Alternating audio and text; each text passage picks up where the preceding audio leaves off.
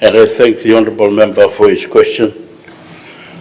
The question is related to a tragic incident that happened at Nadi's Princess Park concerning the late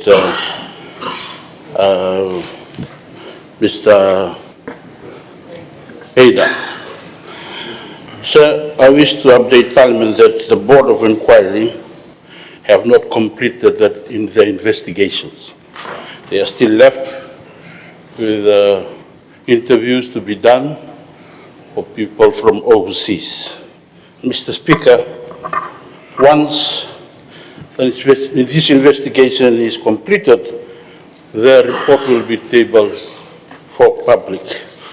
Further to that, I will also be making a ministerial statement on the subject at the appropriate time.